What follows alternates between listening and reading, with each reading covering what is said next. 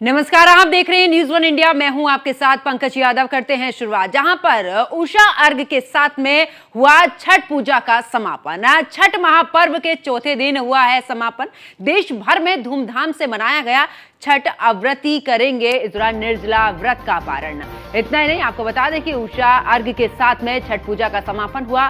घाटों पर एक अलग ही रौनक यहां पर नजर आई है।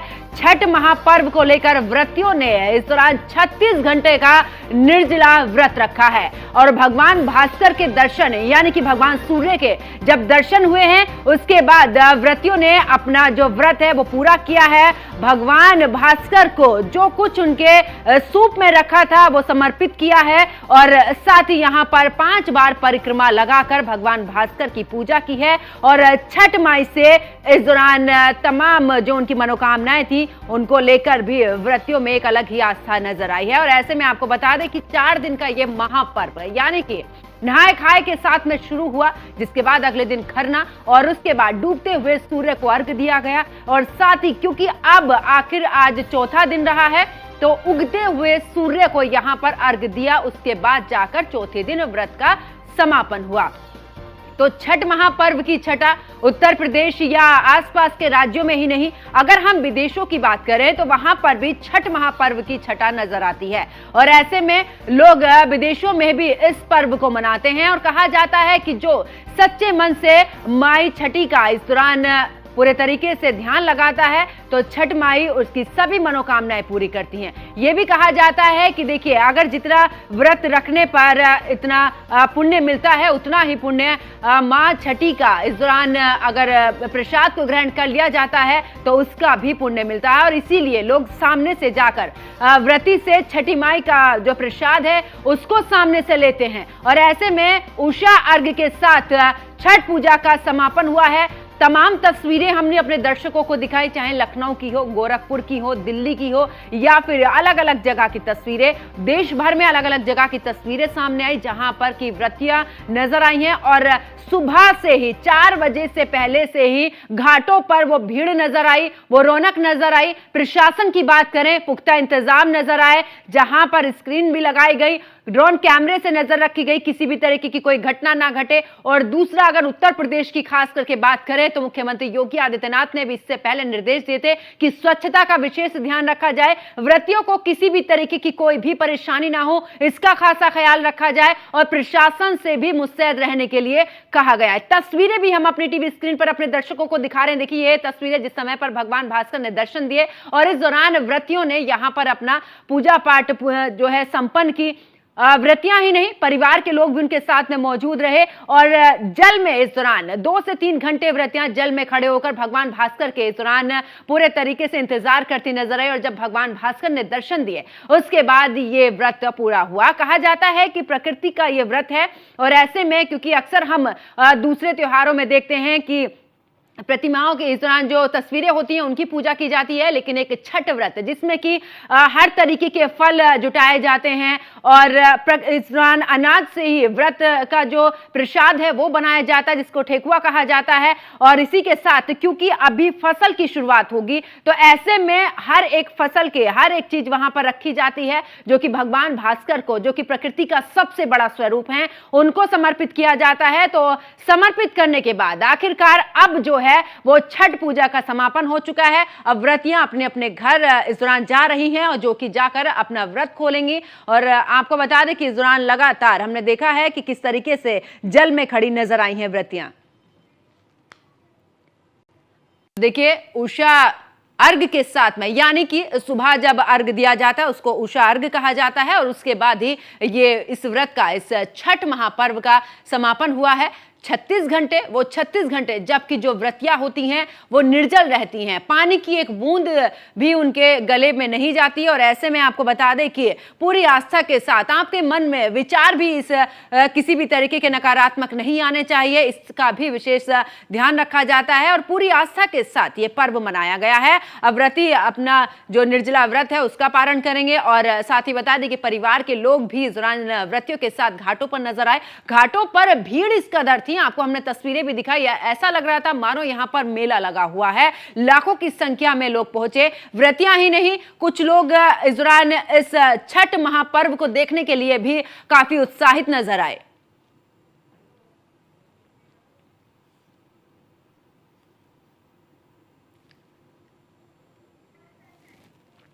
और हमारी सहयोगी वर्षा शाही लगातार हमारे साथ में लखनऊ से बनी हुई हैं। वर्षा, क्योंकि अब तो भगवान भास्कर के दर्शन हो चुके हैं, अब वहां की क्या तस्वीर नजर आ रही है?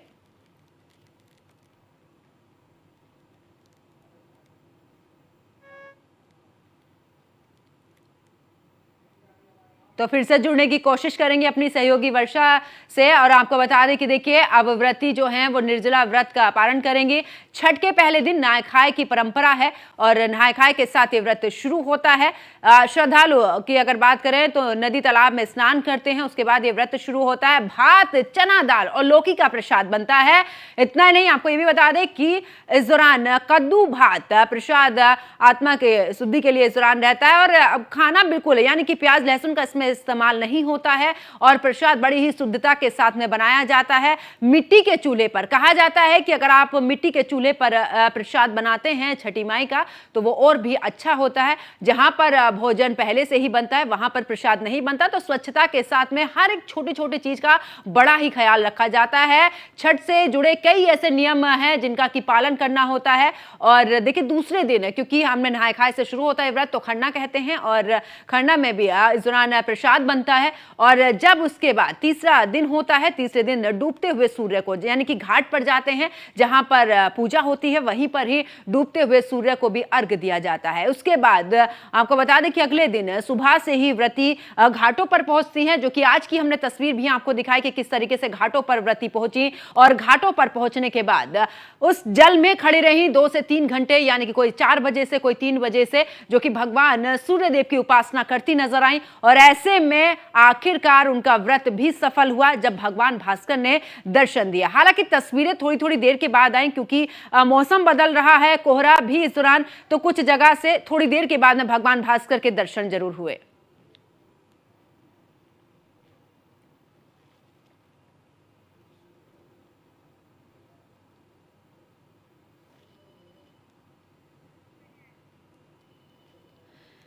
तो देखिए जो सूप होता है, जिसको पानी में खड़े होकर इस दौरान पकड़े रहती हैं व्रतियां, उसमें हर तरीके का फल होता है, और वो दिया भी होता है, जो कि इस दौरान कहा जाता है जब उस दिए को जलाया जाता है तो जब तक ये उगते हुए सूर्य को अर्घ न दिया जाए वो दिया नहीं बुझना चाहिए, उसका भी खासा ख्याल रखा जाता है। बेड या चारपाई पर सोना नहीं होता। तो बहुत सारे ऐसे नियम हैं छठ पूजा, और अपनी संतान की लंबी उम्र के लिए कामना करती हैं छठ पूजा में व्रतियां। तो ऐसे में आज छठ महापर्व का यहां पर समापन हुआ, और हमारे सहयोगी वर्षा शाही लखनऊ से एक बार फिर से हमारे साथ में जुड़ चुकी हैं। वर्षा, अभी क्या कुछ तस्वीर, क्योंकि हमने देखा कि लखनऊ में सबसे देरी से भगवान भास्कर के दर्शन हुए, फिलहाल वहां पर अब क्या तस्वीर नजर आ रही है?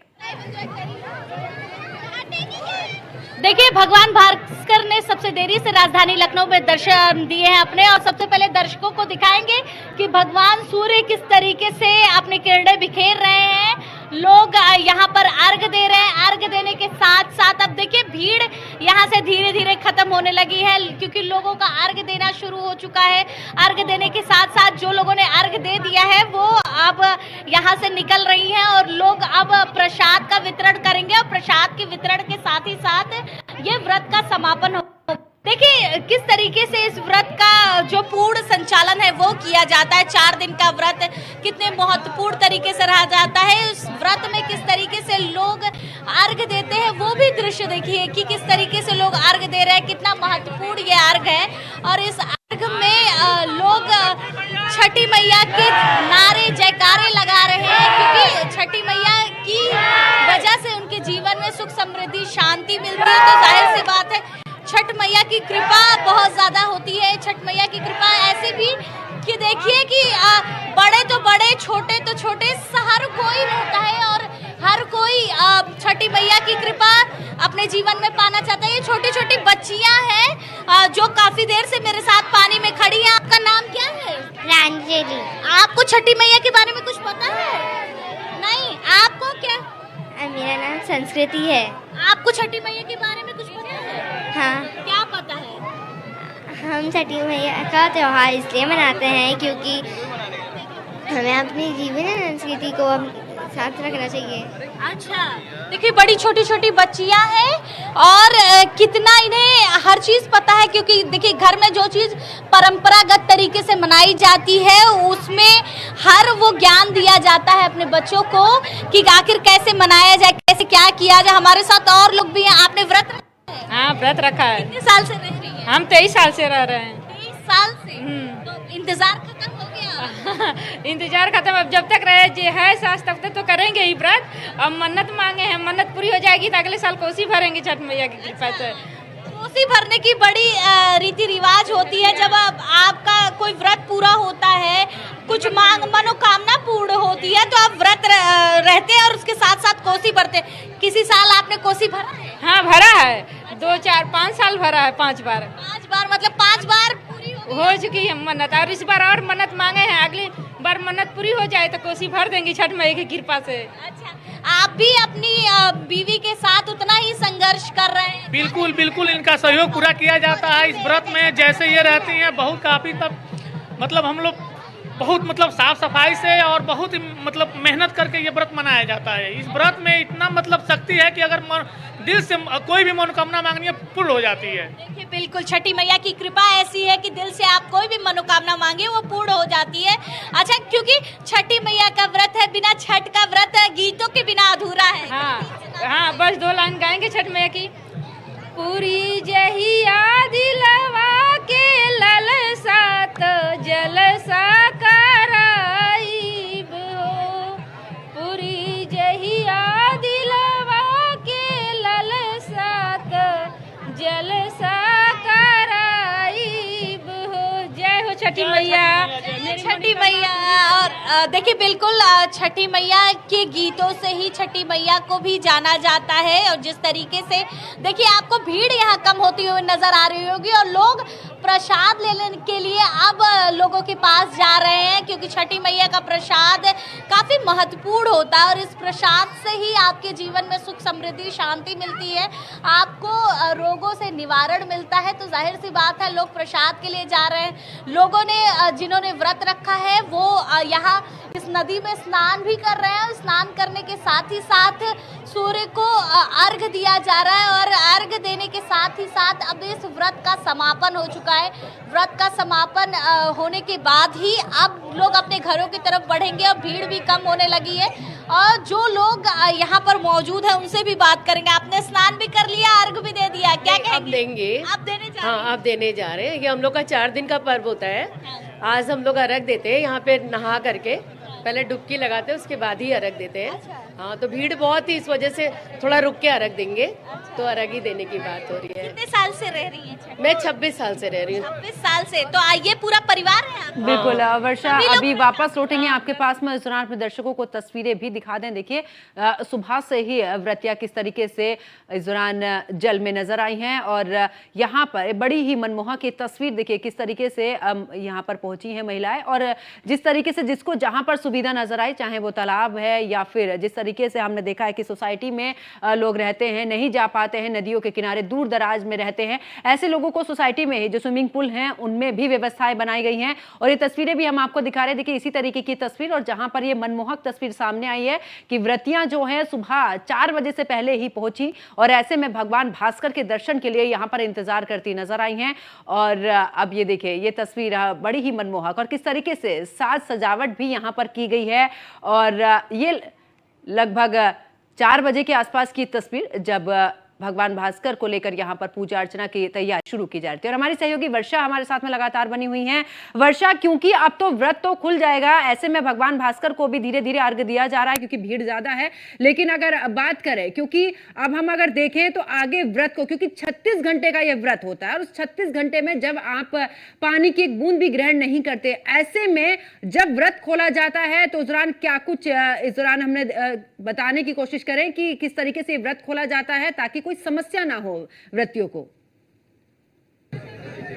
देखिए बिल्कुल जिस तरीके से छठ का व्रत है, हम रीति रिवाज दिखाएंगे कि किस तरीके से अर्घ दिया जा रहा है। पहले महिलाओं ने डुबकी लगाया, डुबकी लगाने के साथ ये सिंदूर है और ये हल्दी है जिसको हाथों पर लगाया जाता है।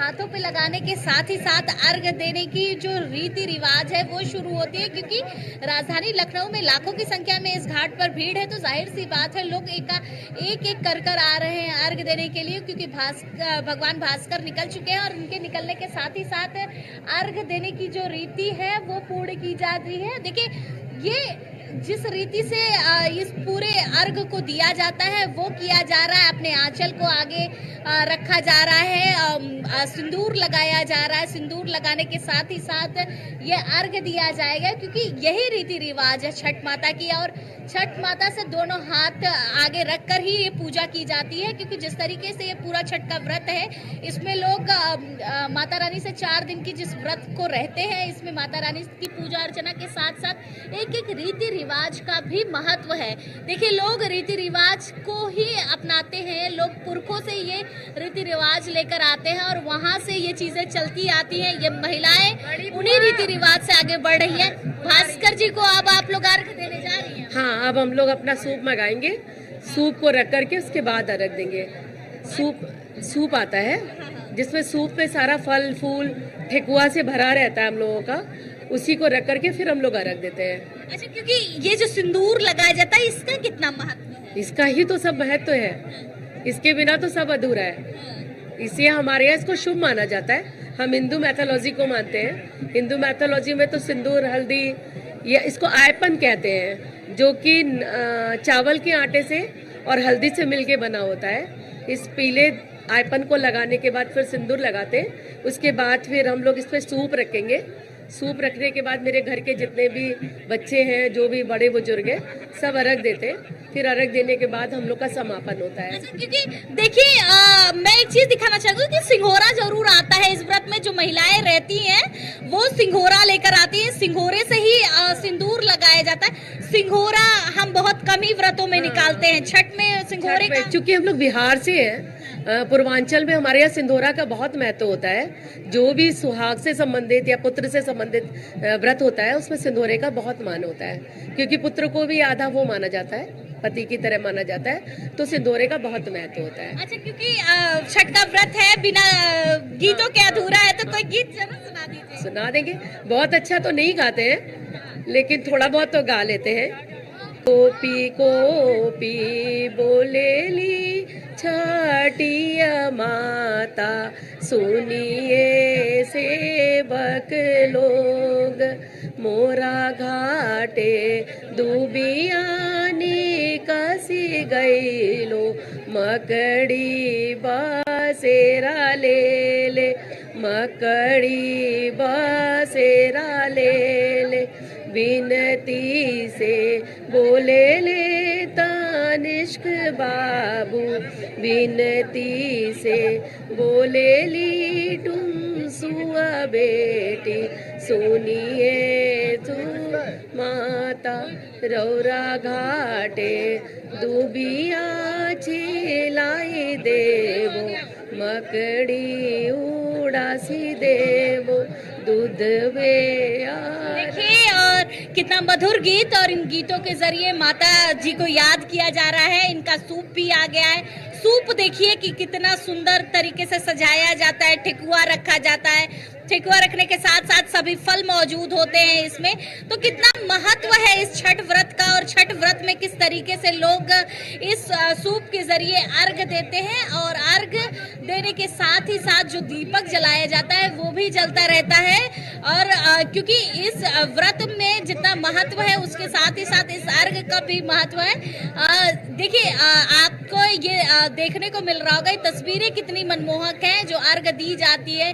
हाथों में सिंदूर लगा हुआ है, माथे पर वो भारी मांग सिंदूर लगाया जाता है। देखिए जिस तरह से बिहार में ये पूरा पर्व मनाया जाता है, यूपी बिहार में, वो लोग उसी रीति रिवाज से इस पर्व को मनाते हैं। बिल्कुल, और यही रीति रिवाज है, सनातन धर्म में एक अलग ही मान्यता इसकी मानी जाती है। वर्षा, बहुत बहुत शुक्रिया हमारे साथ जुड़ने के लिए। तो देखिए, आज जो छठ महापर्व है उसका समापन हो चुका है। 4 दिन का ये महापर्व नहाए खाए के साथ, उसके बाद खरना के बाद में डूबते हुए सूर्य को अर्घ दिया गया और अब भगवान भास्कर को उगते हुए समय पर अर्घ दिया गया। 36 घंटे का ये व्रतियों का पूरा हुआ, जिन्होंने एक एक करके भगवान सूर्य की उपासना की है और साथ ही यहां पर सुबह से ही जल में खड़े होकर भगवान भास्कर का इंतजार किया है। और इसी के साथ मां छठी आप सभी की जिंदगी में खुशहाली लेकर आए। इसी के साथ मुझे दीजिए इजाजत। नमस्कार।